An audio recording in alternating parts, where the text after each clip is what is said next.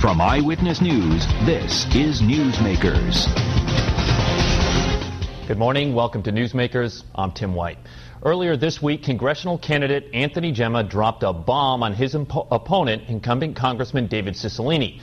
The question is, who was hurt more by the blast?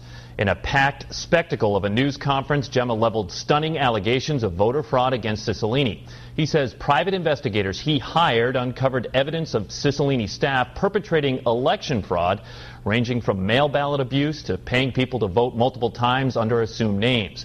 Gemma declined to provide names of those he says were witnesses. What you're about to hear is not political campaign rhetoric. It is not gossip. It is evidence of conduct that compromises the very core of the electoral process. And Cicilline responded immediately, calling the news conference bizarre. His campaign emailed a letter to supporters with the subject line, "Just nuts." There are big issues in this campaign. Fortunately, I think Rhode Islanders know the difference between fact and fiction, and that was fiction. Today on Newsmakers, we want to bring you some of the question and answer period after Gemma's prepared statements from Wednesday and the extended interview with the congressman. That on the second half. But first, we sat down with the state's top election official for his reaction to Gemma's claims, the integrity of the election system, and how the new voter ID law may affect it all.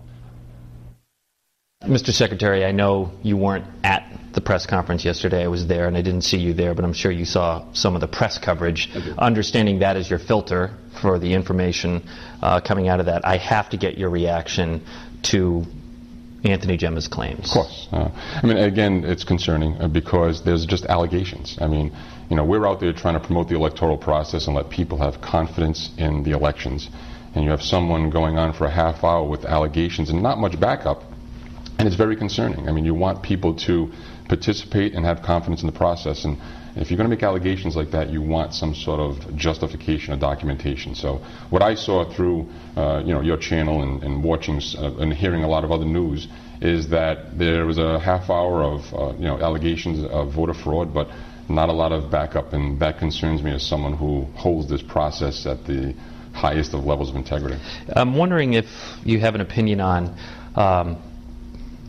he claims that the state police have launched an investigation. We should point out that Colonel O'Donnell tells me they won't confirm or deny that out of fairness. Yes.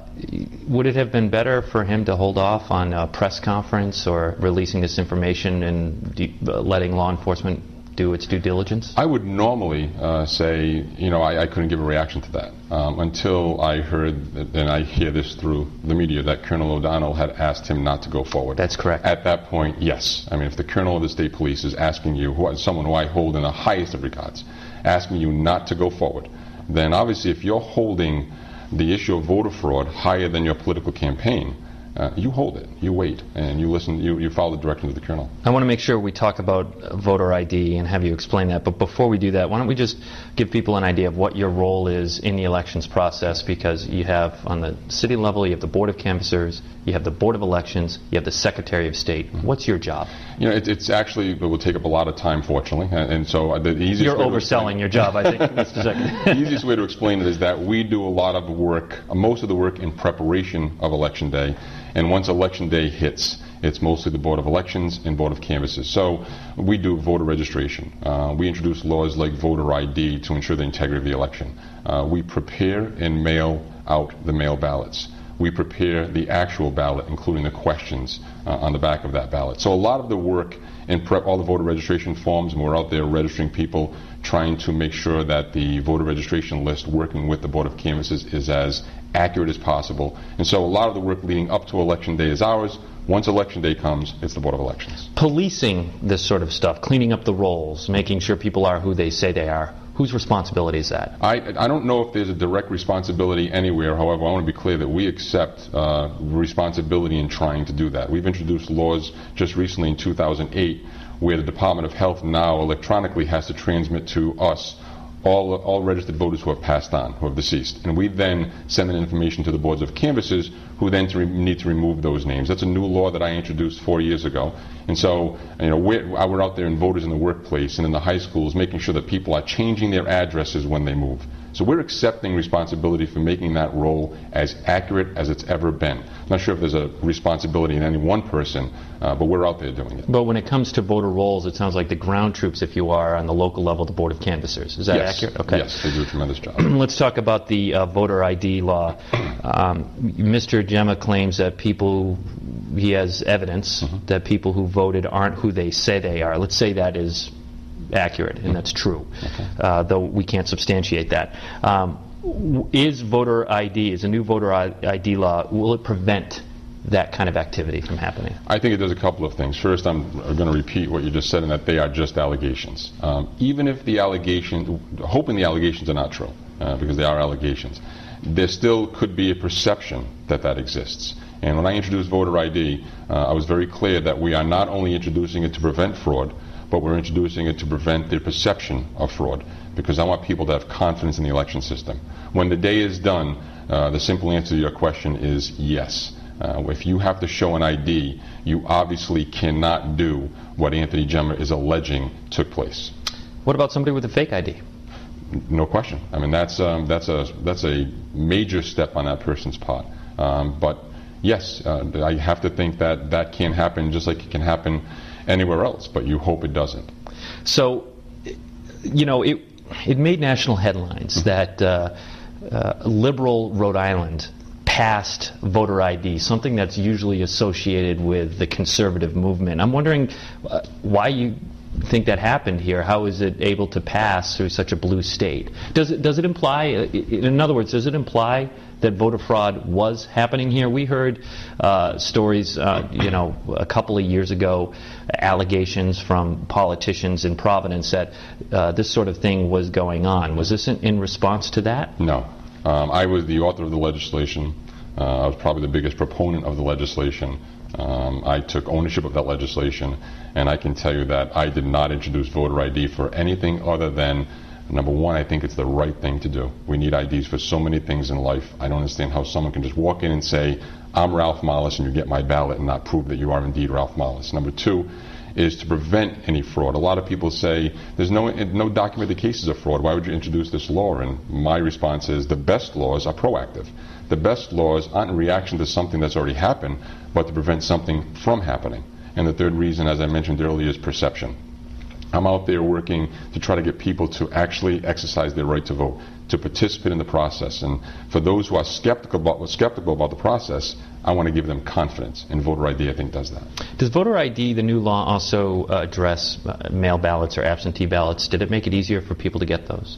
Voter ID, no, those are two separate laws. So talk about that statute with the absentee ballots. Well, voter ID does not apply to mail ballots, as you can imagine. I'm not sure if that's even possible to enforce, but if it was, I'd be someone who was a fan of it. Mail ballots, the new law, which I wasn't the author of, but I think it does make it easier for people to vote, and that's a good thing, allows people now to get a mail ballot for any reason. Prior to this law, you had to be going away, you had to be a college student, you had to have a medical reason that you couldn't leave your home, or maybe be part of a group home. You now can just say, I am unable to go to the polls on election day, please send me a ballot. Is this the first year that's in effect? Yes. Okay, have we seen an uptick in mail ballots because of that? We're still evaluating. We won't know until the upcoming days as we're finally tabulating those, but I have to tell you that the prior elections of today, because remember we had the presidential primary, a couple of special elections here and there, I have seen a slight uptick. I expect an uptick in the September 11th primary. I could be wrong, and I expect an uptick in the November election. Just the mere fact that it's easy to get it, I have to think more people will exercise that right. Back to voter ID, let's educate people on what it's going to be like for them when they go to the polls. What can they provide so they can cast a vote? In 2012, it doesn't have to be a photo ID. Come 2014, it has to be a photo ID. There are a number of IDs that are acceptable. I would encourage anyone who's watching to go on our website at sos.ri.gov and take a look at those acceptable IDs. In addition, we're sending out handbooks to every single registered voting family in Rhode Island, and they can find out on one of the pages the acceptable forms. But the best way to explain it is that any type of government ID, such as a RIPTA bus pass, a driver's license, one of the photo IDs that we issue if you don't have one. In addition, for this year, it doesn't have to be photo. It could be a social security card. but it gives people, we're slowly phasing it in, give people the a little practice that they will need to show an ID on primary and election day. Back to the question of fraud and to Anthony Gemma's claims, has anyone complained to your office about alleged acts of voter fraud in recent years? No. I mean, we have not. Not a single person has picked up the phone and called your office and said, "Hey, I think this dead person is voting." I'm not aware of anything like that. Nothing formal. I mean, nothing that has risen to the level that it's a legitimate complaint. We need to take a look at that. So, no, we have not. I'm going to say that nothing has reached my desk where someone has called and said someone is alleging voter fraud. What should people do if they think something nefarious is going on at the polls?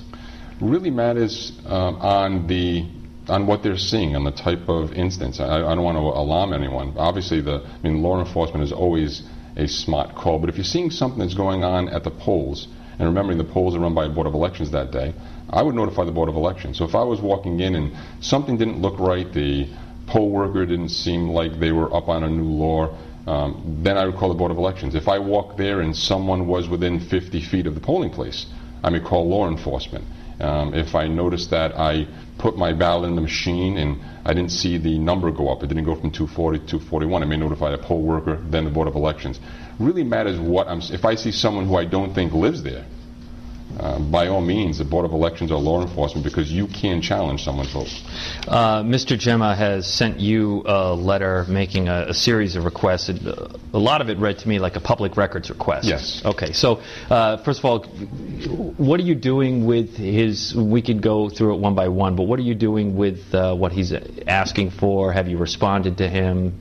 Rapidly responding to it. We met just recently this week to go over it. A lot of it has to do with the Board of Elections, but we're trying to compile the information anyway. I know he sent, I believe, a duplicate to the Board of Elections, but we'd rather just send him what he's looking for rather than say that falls under the purview of someone else. So I would expect that he will receive the information he requested in a very timely manner, at the very least within the normal requirement, but we expect to get it to him well before that.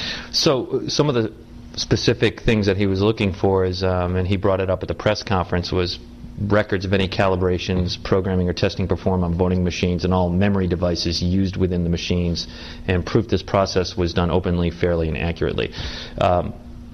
How often are these machines supposed to be, I know we're getting into the weeds here, but how often are these machines supposed to be calibrated?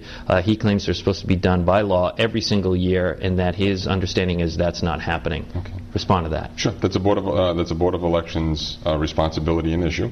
But we have asked them, and some of this I'm already aware of just by virtue of my office for the last 5.5 years.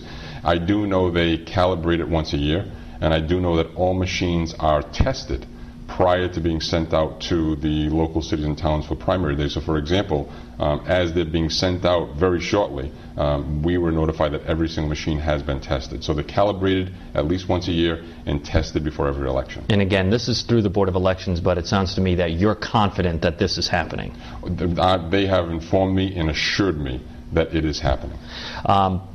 We should point out to people that the state outsources this service. Is that correct?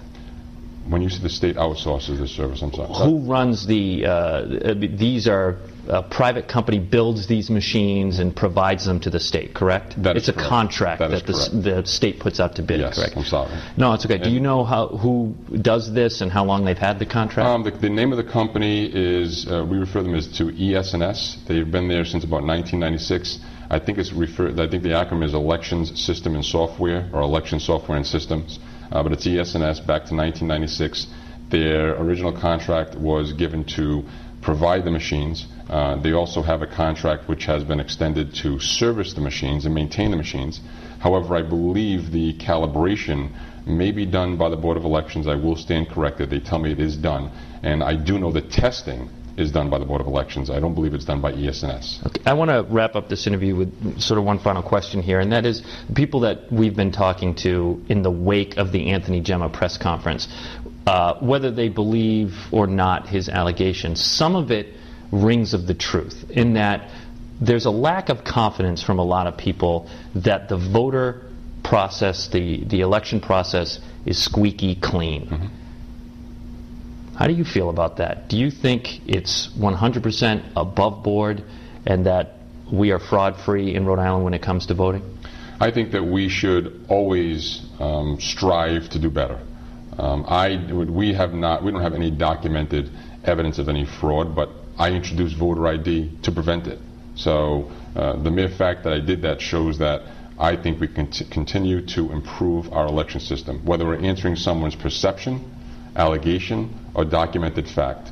I take the overall responsibility of making sure that the voter feels that it is 100% secure is very important. So, you know, that we're out there every day trying to improve it. One more question, actually. Then, you know what? You're a veteran campaigner, and if we take your Secretary of State hat off, and you're someone who's running a lot of campaigns in North Providence to the state. Have you ever firsthand seen any voter fraud in the process of your campaigning, or has anyone ever raised it to you as a prospective politician? Well, I'll answer the first question. No, I've never witnessed it. Has anyone raised it to me? I mean, I've been on the side of both a losing campaign and a winning campaign. And when you're part of a losing campaign, a lot of people work very hard. Can't imagine that it took place. And so something must have happened. Something wrong must have happened. And so a lot of people may say, did this happen? Did that happen? I always hear say, I've never seen any, if I ever witnessed any fraud. Before I was Secretary of State, before I was a mayor, I would have without question brought that to the attention, because this process means more to me than you can imagine, and that's one of the reasons why I ran for this office. By the way, it was about 150 degrees in his office for that interview. A political note, Mollis endorsed Congressman Cicilline for re-election. When we come back, Gemma faces questions from reporters before being taken away by staffers, and our interview that day with David Cicilline at his campaign headquarters. Stay with us. You're watching Newsmakers. Eyewitness News. It's campaign coverage you can count on.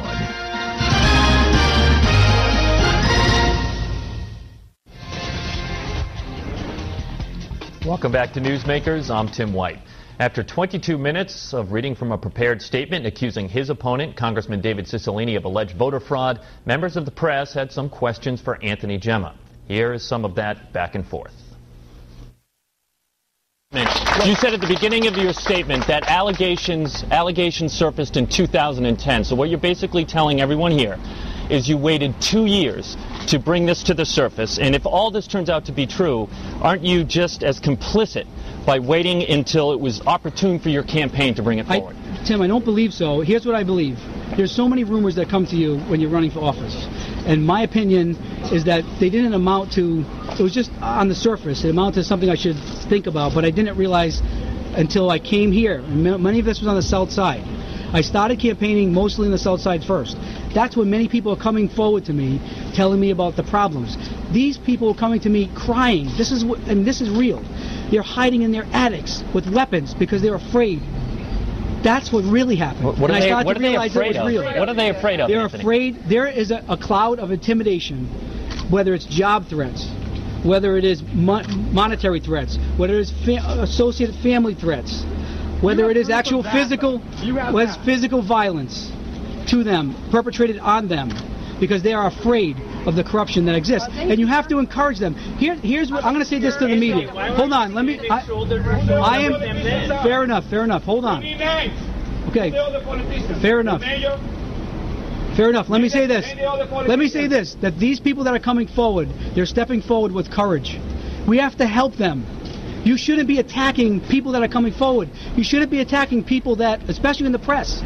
You should encourage their statements, and the police should protect them to come forward and tell the truth. I know the truth. I know the truth.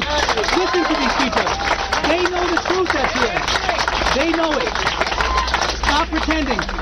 Yes. The police and FBI, when you gave this information to them, did they ask you to please keep it quiet until they can fully investigate it so that it wouldn't jeopardize their investigation? Yes. I have to say that Colonel O'Donnell specifically asked me to keep some of it, to keep it. I mean, in a perfect world, I wouldn't say anything until after the election.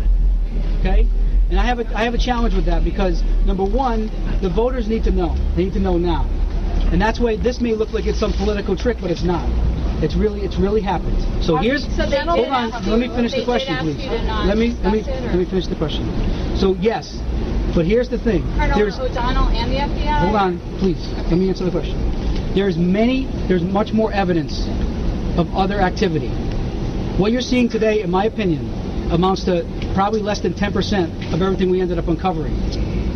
So I am protecting much of the other investigations that are probably ongoing, and they may not want me to say that, but that's the truth. My integrity is on the line. I didn't call you all here today to make this a big circus event. I called you all today because I have researched and I have spent the money to investigate. The people that are down here, the people mainly on the south side that have been taken advantage of, talk to them. You as the press, you should go out individually, follow some of these people. We would like to, but what are their names? You should do. Listen, hold on. Fair enough. I have to protect those that want to be protected. If there are people that want to come out, and I'm sure there will, based on today, everybody that's in this statement that as in this statement is here today. Everybody. Will you ask them please to come talk to us? Hold on. But you have to. Okay, but hold on. As members of the press, with due respect, you should be worried about their safety as I am. They are unsafe. Okay. You're making it difficult to vet it out, so why not let the law enforcement investigate this and finish it, then hold your news conference? Because here's what happens. Last evening, mail ballots was the last day mail ballots can be submitted. It was our belief that many fraudulent mail ballots were going to be submitted up to last evening. The reason that we telegraphed this event today, one of the many reasons that we waited a week, was to put Mr. Cicilline and his associates on notice that we are watching daily the submission of mail ballots. What I believe has happened, and I don't know what was submitted up to last evening, is they would be crazy to submit mail ballots, fraudulent mail ballots, after the telegraphing of this event today, knowing that federal authorities were involved and state authorities were involved. But let me say this, that mail ballots is just but one small piece of the voter fraud that I'm describing to you today. And voter fraud is but one small piece of the overall fraud and criminality that's happened here in Rhode Island. And what I've learned is this. I'll say this. And it makes sense to me now. And I don't know why it didn't make sense to me before. I didn't look at it this way. Maybe because I'm not in law enforcement. The corruption in our state, and probably across the country, but so I'm going to talk specifically in our state, it must exist by getting the right people in office so that they can perpetrate the corruption that happens below them. If I get in office, I won't be manipulated. And once you get good people in office, they can't be manipulated. But that ruins everybody else's chances of soliciting the corruption. 2 hours later, we met up with Congressman Cicilline at his East Providence campaign headquarters. Here's some of that interview. You heard some of the news conference. What's your reaction to his allegations? Look, I think this is an outrageous political stunt. Mr. Gemma made baseless allegations a week ago and said he would produce evidence today that I engaged in some wrongdoing. He did not produce a single shred of evidence because it doesn't exist, because it didn't happen. And I think it was a very bizarre press conference. I think it was outrageous that he engaged in that sort of behavior. And look, this is a serious election with serious consequences. Rhode Islanders are suffering from the worst economy since the Great Depression, second highest unemployment rate in the country, a state that was really hard hit by this housing crisis, a real national conversation about how we protect and strengthen Medicare and Social Security, how we get this economy back on track. There are big issues in this campaign. Fortunately, I think Rhode Islanders know the difference between fact and fiction, and that was fiction. He alleged U.S. Attorney's Office, state police are looking into this. Tell us now, has anyone from your campaign or your congressional office been contacted by law enforcement? No. And if they were? What do you mean if they were? If they were, would your campaign, would you cooperate with the investigation? Look, if there is any allegation or if there is any conduct or any individual was engaged in voter fraud, of course that should be prosecuted and the person should be prosecuted to the full extent of the law, of course. But that's not what the press conference was about. Mr. Gemma made an allegation a week ago that I engaged in voter fraud and promised today that he would produce evidence of that. And he had a press conference today and he did not produce a single bit of evidence to support that claim. It was baseless and false when he made it, and it's really irresponsible. political. This is an important election with important choices. Rhode Islanders deserve to hear about how we're going to get our economy back on track, how we're going to do the things that we need to do to get Rhode Island back on track. And it was a very bizarre set of allegations.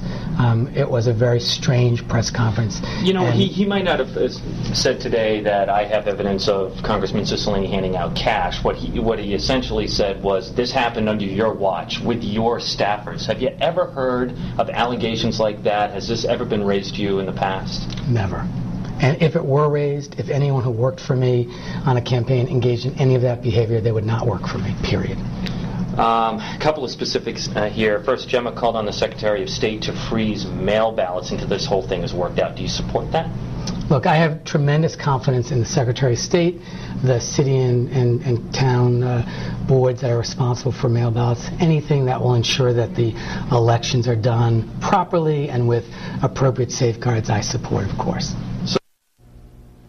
In the coming days and weeks, we can expect more of Gemma's claims to be vetted. We've done some of that here at Eyewitness News already. I want to remind everyone that these two candidates will face off against each other in their first debate of the 2012 season, Tuesday, August 28th, live from Rhode Island College, 8 p.m. on WPRI 12. Log on to our website, WPRI.com, to submit your questions to the candidates. I want to thank you for watching, and we'll see you next week right here on Newsmakers.